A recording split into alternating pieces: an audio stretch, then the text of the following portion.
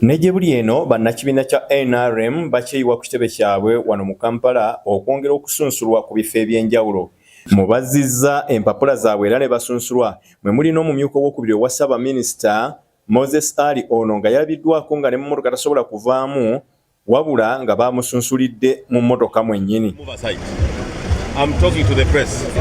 Era myaka nkaaga obuli mu battlefield y'obulwadde abakadde twetaaga serious care, insurance care ne passion of the elderly kubeera nti balina enjawulo nga bw'olaba policy framework ey'abalema.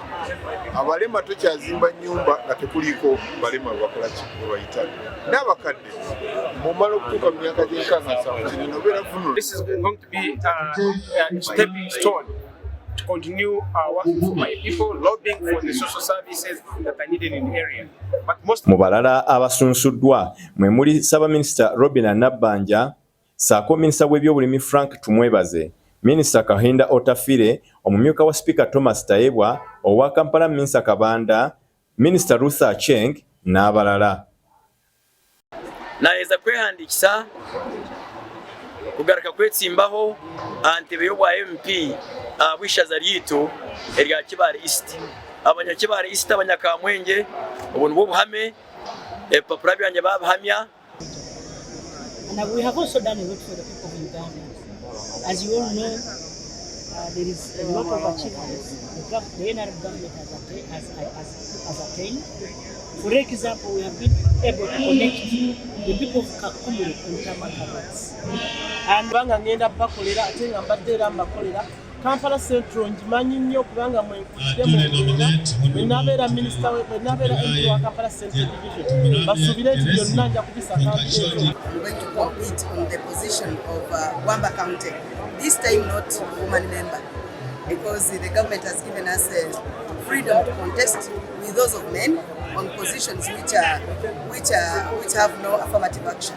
So Albert Nimwesiga Bwirizayo is my name, and ngenda kwebaza abantu bona abayigara East abanyabushenyi kana no kumanyisa I have been duly nominated.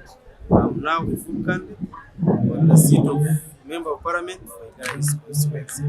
I want to call upon. Well, I'll tell you performance becomes finished. So I'm not saying I'll come out, but in my view, performance becomes finished. There is reach what you call diminishing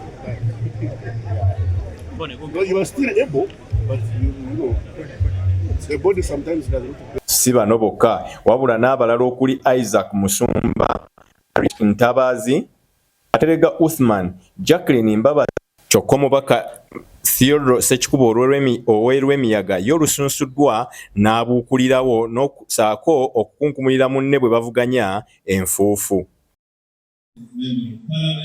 Abantu b'Erwemiyaga bagyeko akanyaaga bamanyi lwaki baagala Ssekikubo ate beetegefu okusigala ne Ssekikubo.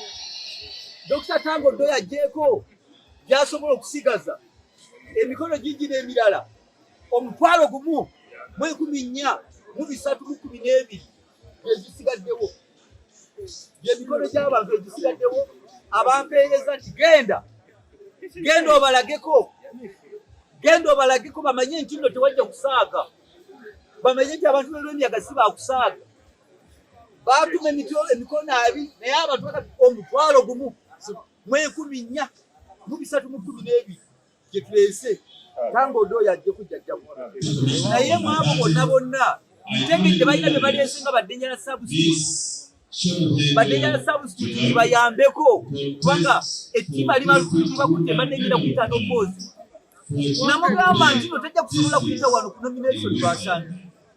Era mulinze era nja kufumako ebweru ekikatono nkomewo nina okusiba nga nnawuna wano ndabe wawaali. Era abamulabyeko mumuwulire musanga wa abaana bajja n'olwasande bambuulira ali ludda wa. Empapula zimunoonya semina ne workshop empapula zimunoonya. Abamulabako ntaddewo ekirabo kyakakadde kati obalira ebyo kanteekako ekirabo kyakakadde. Noonya gye n'olwasande ajja ategeeze eggwanga Lwaki yasoma symposium empapula zimubanja empapula zimubanja.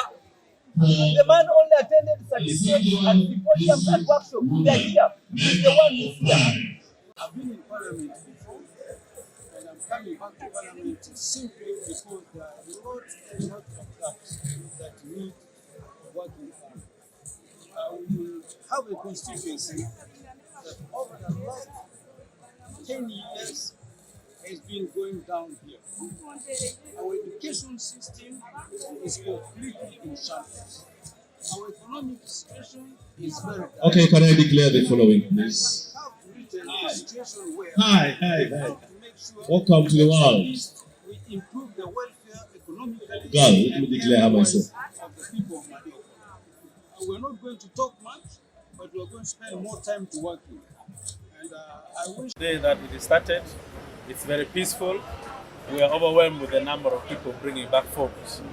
And it's a testament that the party is very popular on the grassroots because, candidates are like speculators. With the nominations, and I'm grateful this time has come.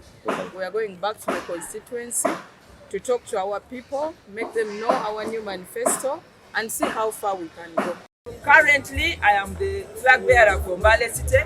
I'm going back to my people of Mbale City, the members of the NRM, to renew the contract, renew the stamp, so that I can continue serving them. Si ye yekka wabula n'abalala basunsuddwa ng'olwaleero